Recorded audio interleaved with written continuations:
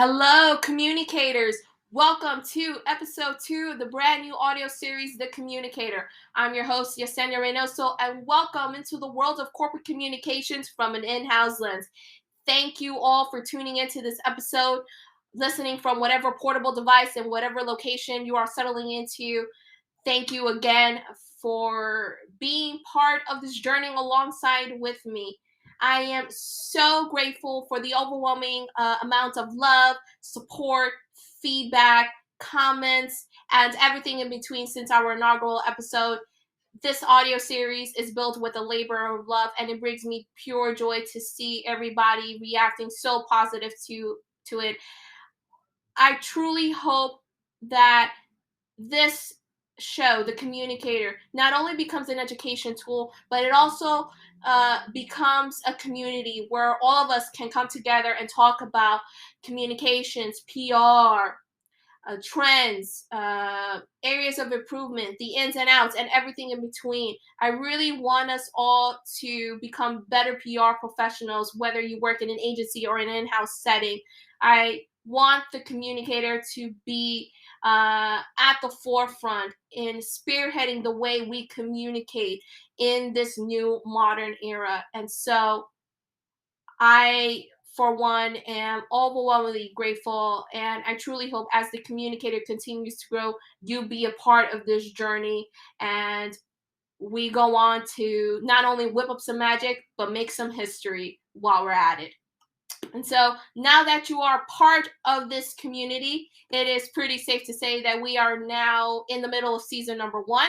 And so if you haven't done so yet, hit those follow and subscribe buttons. It would mean the world. We are, as of now, exclusively on YouTube and Spotify, airing and debuting episodes the first and third Mondays of the month. I am also available on a variety of social media platforms: LinkedIn, Twitter, Instagram. I will have all of those links available to you in the episode description and in the comments description. And also, if you want to send a question, a comment, suggestion, anything that you may have about this episode or the series overall, I will also have that email address within that same description and comments box. And yes, I certainly have expansion visions within clear sight. I will be expanding the communicator across other major podcasting mediums, so stay tuned for that. Before we dive into episode 2, I just want to mention that we are in June, which is the halfway point of the year. My, how time flies. But also, I want to extend my support and solidarity for the LGBTQIA community, since it is indeed Pride Month, but this year feels different. I certainly feel that more than ever, we need to be standing side by side in support and solidarity of our LGBTQIA brothers and sisters as they are undergoing massive changes and uncalled for attacks over the last several months. It is of vital importance that we come together and continue to not only amplify their voices, create platforms, and continue generating awareness for key initiatives and policies, but also lend a helping hand and be there for our LGBTQ brothers and sisters as we all strive towards an equitable future where all of us can live the life the way that we want to. And so I extend and acknowledge and honor all of the LGBTQIA PR pros who are working extensively in bringing these stories to light, and also to the community who continuously put in extraordinary efforts to ensure that everyone within that community has not only a safe space, but also the chance for them to live the life that they envision. And so let's take time to recognize and support their efforts. With that, we now shift course to episode 2.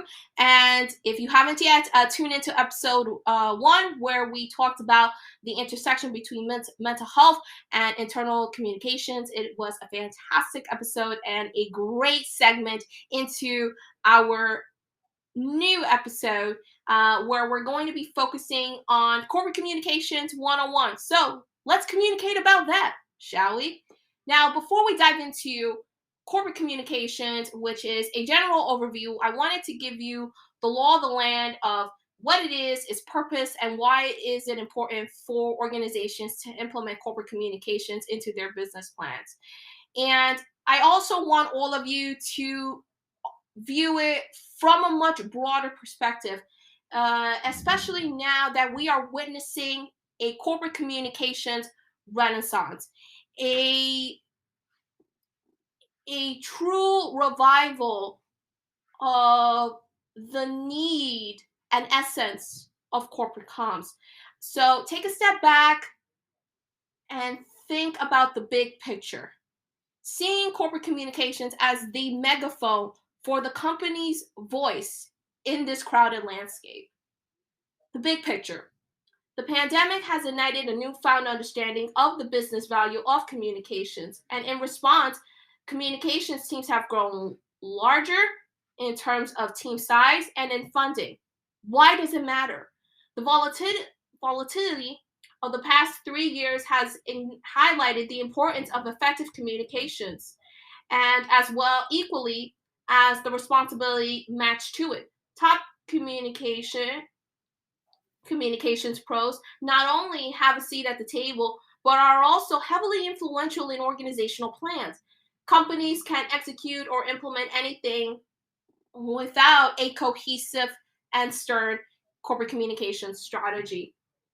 No doubt about it, there is a clear need to have a compelling narrative that is so important, and the end result with the role itself, the resources, and the actual demands of the public shapes the overall spectrum of the direction that the organization needs to go. Corporate communications is your way to expand your reach and your brand presence. You need to be able to convey your message clearly, consistently, and effectively across a variety of audiences. It cannot be understated the importance to correlate corporate communication efforts across all business departments. In addition, having this multifaceted discipline can pay dividends in how you execute your brand and inspire others through your storytelling. And so, with that, we now shift into what exactly is corporate communications.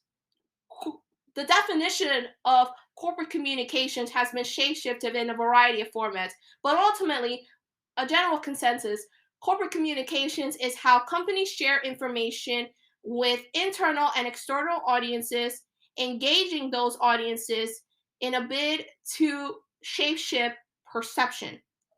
Corporate communications is made up of two key hubs within the corporate communications umbrella, which is internal communications and external communications. Those are your two key arteries within the corporate communications heart. Now, within corporate and external comms, there are four other small components that both interconnect and intertwine between internal and external. Those are digital communications, crisis communications, financial communications, and advocacy communications. Each one of those small corner key components all help to develop and formulate internal and external communications. Now, corporate communications within those key categories can be meshed up into developing management communications, marketing communications, and organizational communications. And using corporate communications, use it as a bridge, because the role of corporate communications is to not only generate the company image, but it also maintains a positive reputation, bridging information gaps between employees and leadership, and having corporate communications from an audience standpoint, uh, which translates through a strategy that includes customers, employees, stakeholders, the media, regulatory agencies, and the general public. Corporate communications helps to maintain contact across all departments, so that way they all work together cohesively like a train, towards a shared mission. When used externally, corporate communications helps the company achieve various purposes, which includes brand identity, reputation, managing different types of price crisis, and clarifying many different types of discrepancies within their activities. When tackling corporate communications internally, it's all about managing employee relations, uh, dictating different types of stories that employees ought to be aware of, and also delivering key resources that may be available and useful for employee productivity. Now, there are different ways for audiences to be addressed, but it all comes down to three key formats. The first is written communications, which which sums up to any kind of reports, emails, website memos, press releases, and any other type of written collateral. The second is visual communications, and that entices images, graphs, infographics, and other different types of visual components that will further amplify or connect the main message that the organization is trying to put forth.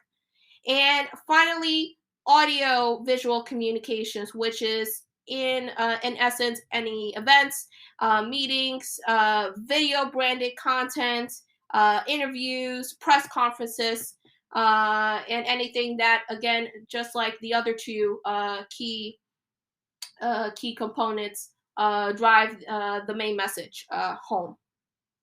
And so and so building a corporate communications plan requires and helps companies drive growth, scale, remain competitive, and as well as solidifying brand identity that is going to be very detrimental in establishing any kind of organizational reputation. And so, what are the goals of having a corporate communications department? The primary goal of corporate communications is to ensure that uh, any kind of collateral is viewed favorably that transmits the company brand. And it also comes with widespread functions that encompasses objectives to make corporate comms pivotal in a company's success. The brand perception, which is created both internally and externally, ought to be in consistent form. And the reason why it has to be consistent is because you want your audiences, both internal and external, to know exactly what the brand is, how does it look, the messaging that goes along with it, and as well as its main purpose. I remember back to the very early days of my career when one of my very first PR mentors mentioned me a quote that has forever stuck with me to this day, which is, "Perception is reality. The way as to how people perceive you the first time is how people are going to view you moving forward." And that very much resonates with branding. The way as to how you present a brand to different types of audiences is how they're going to perceive it at, and how they are going to be remembered. And so it's of vital importance for corporate comms professionals to be able to develop a cohesive, efficient brand, one that is going to be highly memorable and consistent in terms of its rollout and how it presents itself why it needs to present itself, the way as to how it looks, and how others perceive it through behavioral instincts. Similarly, corporate communications play an essential role in stakeholder communications, which has very strong ties to financial communications. It pretty much helps sustain investor interest in the same way that it enhances employee collaboration. And so we're now going to shift into giving you a general consensus as to what is the two primary hubs of corporate communications within the umbrella, which is external communications and internal communications. So let's focus on external communications first. External communications, also known as public relations, aka PR, is to manage and regulate the public perception of your brand. The main functions of it includes managing and a business's identity in terms of the vision, mission, and values. The second is to generate awareness of any kind of new products or major company milestones. And the third is to communicate the company's corporate social responsibilities efforts, or CSR for short. Now, external communications, from a for-profit standpoint, sells your products or services, and it shapes your overall brand.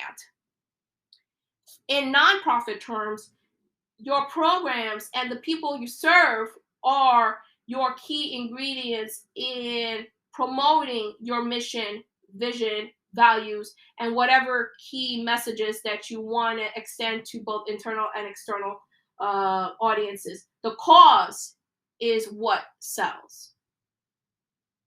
Shape-shifting over to internal communications. Internal communications consists of an organization's measures, initiatives, and activities to communicate with its workforce, to maintain employee relations, and streamline all types of work. As companies now are switching over to a hybrid remote work model, effective internal communications is now essential, more than ever. There are two different types of aspects with internal communications, which is employee engagement and internal marketing. In addition, internal communications also consolidates company culture, especially now that we have seen the continued transformation of the workforce today. Internal communications is now going to be playing a critical role in how it not only connects its employees, whether they're working in office or remote, but also to identify different types of communications mediums to effectively transmit their messaging in order to develop a culture and a community where where employees, I should say, can thrive and be happy. And so now that we've talked about what is communications, the purpose of it, now we're going to dive into why is it important to have corporate communications. And it all stems into one key word: investment. Especially in a very competitive industry such as PR, companies need to have a clear identity that helps them reap both the small and long-term goals. The investment in having a clear identity and message, their story needs to resonate. The investment in customers staying loyal and feeling safe when an organization has a secure and consistent brand. The investment in investors feeling committed to the organization as well, from any kind of stakeholder relations. The investment in employees remaining confident about the capabilities of their senior executive team and the overall direction of the organization itself. And finally, the investment in terms of general audiences from a brand loyalty standpoint, and as well as a reputational one. They want to be able to trust whatever it is that the organization is doing, and they must speak in the voice of the consumer. At the end of the day, is the customer or or the client in whatever form that you talk about is what matters. Their opinion matters above all else. And so we then move on to now from understanding why to now breaking down the investment word within within the question why. Why should corporate communications professionals or businesses in general invest in developing a corporate communications department? Why should we put all of our resources in funding corporate communications professionals to transmit whatever message that we're trying to put across? There are a variety of reasons, but it's going to come down to these 7 specific key points from an investment standpoint. Number 1 is reputational management. Corporate communications professionals are very much vital in the crafting of messaging and protecting an organization's reputation. They disseminate and construct different types of key messages to internal and external audiences, ensuring consistency and transparency. By effectively managing communications in times of crisis, addressing different types of concerns, and also promoting positive stories, they can help maintain a positive image and mitigate potential damage to the organization's reputation. Organizations can also effectively monitor and respond to public perception or any kind of issue that pops up by having a dedicated group of PR pros and put out any kind of written, audio, or visual statement to try to mitigate the damage. Number 2 is stakeholder engagement. Effective communications is crucial for building strong relationships within employees, customers, investors, media, and the general public. A public communications department ensures that all the organization's messaging is delivered consistently, engaging, and effectively across many different types of channels.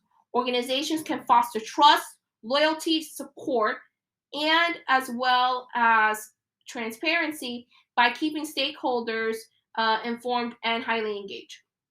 Number 3, employee morale and engagement. Internal communications is a significant aspect of corporate communications. Having a dedicated department and or individual can facilitate transparent and timely communication within the organization, keeping employees well informed about company news, updates, and strategic key initiatives. This also fosters a sensible logging, trust, and engagement among employees, leading to better morale, productivity, and retention. Remember, I spoke earlier about the importance of consolidating company culture within your organization, which is a key attribute in internal communications. Nowadays, many individuals, especially those outside looking in, are viewing the current actions of the organizations and seeing as to how employees are not only producing but also telling how and why the organization is doing what they're doing. Their opinions are becoming much more valuable in that aspect. Number 4, crisis and communications management. Having a corporate communications department becomes crucial in times of crisis or identifying problems. These professionals are skilled at managing situations, developing different types of crisis comms plans, and the execution of them. They provide guidance, coordinate messages, and ensure the organization responds promptly and appropriately to minimize any kind of potential reputational damage. Number 5, branding and positioning. Corporate communications professionals help shape and maintain the organization's brand and positioning. They develop and execute strategic communications plans to communicate the organization's mission, values, and other key initiatives. By crafting compelling narratives and positions the organization is very firm on. They build brand equity and differentiation in the market. They So they identify and solidify themselves as different within the market, and that is something that is unique uh, for individuals. Number six, media relations. A dedicated corporate communications department establishes and nourishes relationships with the press. They serve as the organization's spokesperson, where they proactively pitch different types of stories, managing inquiries, and facilitating interviews. By effectively managing PR and/or media relations, organizations can enhance their visibility and manage their public interest. They can also seize all kinds of opportunities for favorable coverage. Remember, PR departments want the press to know that they are a resource to them, and I'll explain that further in different episodes, or in a future episode, I should say. And finally, number seven, of regulatory compliance and legal support. Corporate communications professionals ensure that the organization's practices are properly aligned within the legal and regulatory requirements. They work closely with the legal, HR, and senior executive teams to review, approve different types of communications collateral, ensuring compliance and minimizing legal risk. Overall, just having a standalone either corporate communications team or individual is essential for organizations to effectively manage their reputation, message, as well as engaging with shareholders, stakeholders, navigating through different types of crisis, and applying with communication related regulations. By investing in a PR department, organizations can enhance their brand, solidify trust, and maintain a positive relationship with their audiences, and as well as offering key resources that can be beneficial to them. And so, with that, that wraps up episode 2 of The Communicator. Don't worry, I understand that it was an overwhelming amount of information, but I wanted to give you a general roadmap as to the basis of corporate communications and as well as some of its key attributes. And second, I am going to be talking about each and every one of those specific attributes in depth in future episodes. So, more than ever, it's one of the reasons why you should be hitting those follows and those subscribe buttons and tuning into future episodes of The Communicator, because we're going to be discussing all aspects of the corporate comms umbrella in and out moving forward. With that, that wraps up episode 2, Corporate Communications One-on-One. Thank you so much for tuning into this episode. This, and as well as episode 1 of season 1 of The Communicator, will be living exclusively on YouTube and Spotify. Our next episode, number 3, will debut across those channels on Monday, June 19th, and I will reveal the topic of what we will be discussing for that episode next week. So again, everybody, thank you all so much for tuning in. Don't forget to hit those likes, follows, and subscribe buttons. And I'm very much looking forward to welcoming you back into the world of corporate comms. And let's communicate about something else within that aspect, shall we? I'm Yesenia Reinoso. Thank you, and I will see you in episode 3. Till then.